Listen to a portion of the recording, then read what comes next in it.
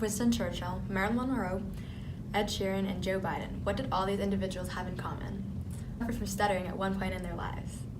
Good evening, Kingston. Welcome to the 5 o'clock news tonight. Tonight we'll be discussing a new breakthrough in communicative science and disorders with our special guests and stuttering disorder experts coming in to talk to us about their new study and findings. It's quite exciting, actually, Natasha. According to the Stuttering Foundation, stuttering is a communication disorder in which the flow of speech is broken by repetitions, prolongations, or abnormal stoppages of sounds and syllables. It affects about 1% of the population, or 7 million people, with 5% of preschool-age children affected and many recovering by late childhood. I had dreams that you want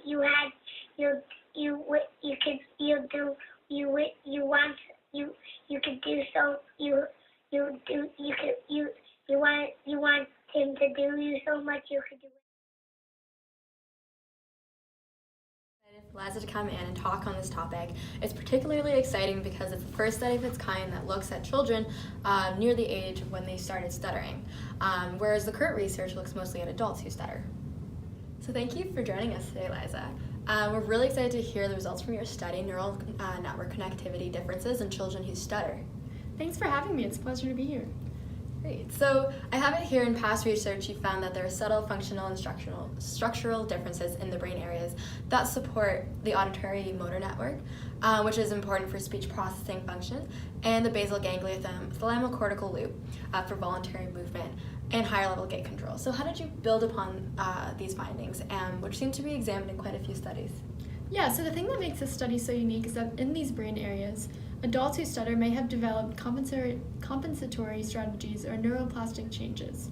So we looked at the correlations between spontaneous brain activity across the resting brain and white matter connectivity between these implicated areas in children. So you're trying to answer if these differences between people who stutter and normal speakers is due to the physiology or these age-related compensation mechanisms? Yeah, exactly.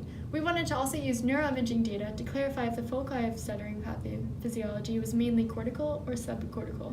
With this in mind, we hypothesized that stuttering children would have weaker functional and structural connectivity compared to matched controls, and that these differences would be found in both the auditory motor network and the basal ganglia thalamocortical network in the left hemisphere. How did you start with finding if your hypothesis was correct? Yeah, so we first started with recruiting 56 3 to 9-year-olds, divided children in the stuttering group and children in the control group. 3 and 9-year-olds, wow. So that's really amazing that you got these kids to stay still on these scans. Yeah, it was amazing. We trained them in a mock or fake scanner so they were comfortable with the space and sounds and the task. Oh, that's great. And then to control for any confounds, did you also make sure that the stuttering group was matched to the controls in terms of sort of age, socioeconomic status, right-handedness, being monolingual English speakers, and being free from any other developmental disorders? Yeah, we did. We did careful screening for normal speech and language development, as well as learning and cognitive tests. The other test that the stuttering group did was the stuttering severity instrument to determine the frequency and duration of the disfluencies. And so you scanned these children in the scanners, and what types of scans were they? We did a resting state functional MRI to measure the resting brain activity and diffusion tensor imaging to measure the white matter tracts. With the T1 scans, the researchers were looking to collect structural data by collecting 180 images per participant. The resting state scans, we took 164 volumes or time points of the children's brains. Each volume was made up of 38 3mm slices taken from the side or axial view.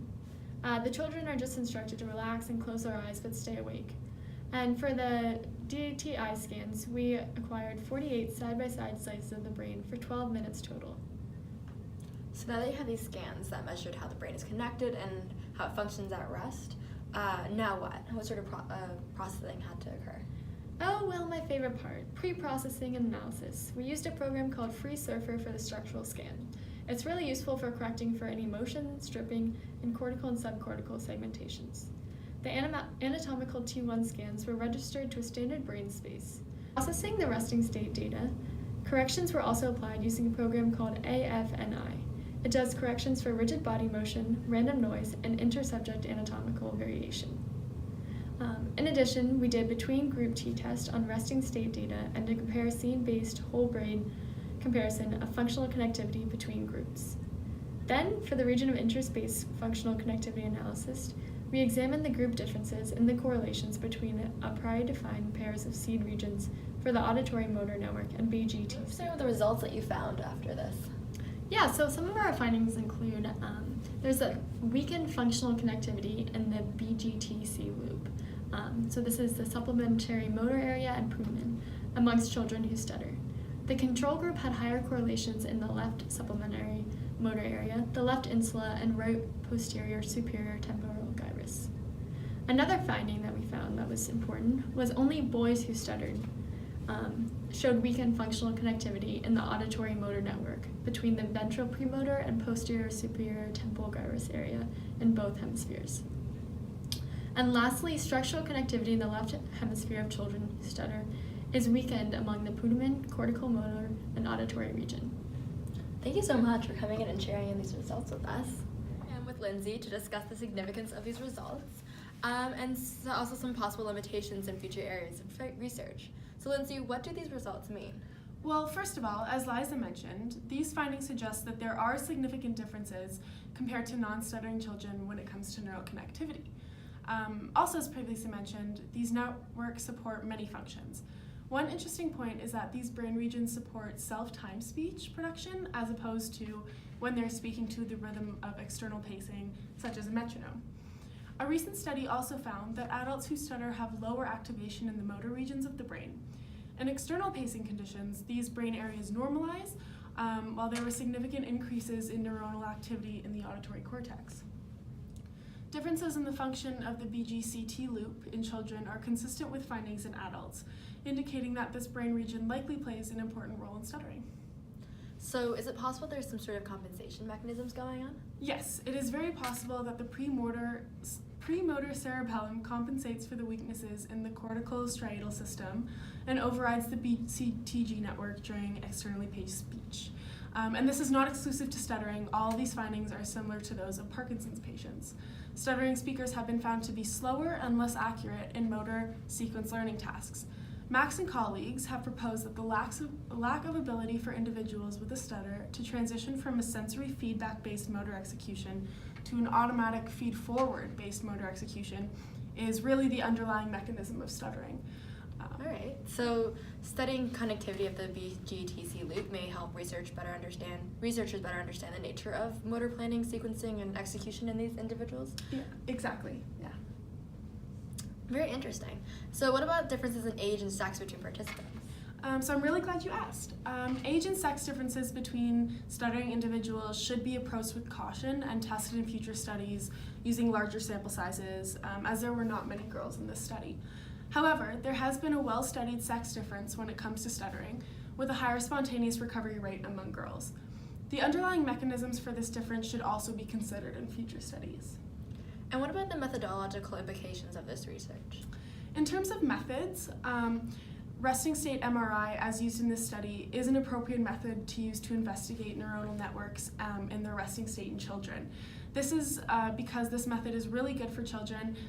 It's short in length, requiring less of an attention span, and there's no need for task cooperation, which can sometimes be difficult with young children.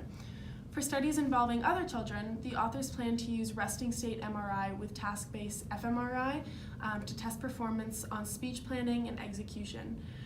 The biggest limitation in this study was that it was limited to examining adult neuronal networks that have been discussed in previous studies. So there's some future directions that can be taken with this research? In terms of future directions for studies, sex differences in brain regions related to stuttering is one of the most important areas of future research.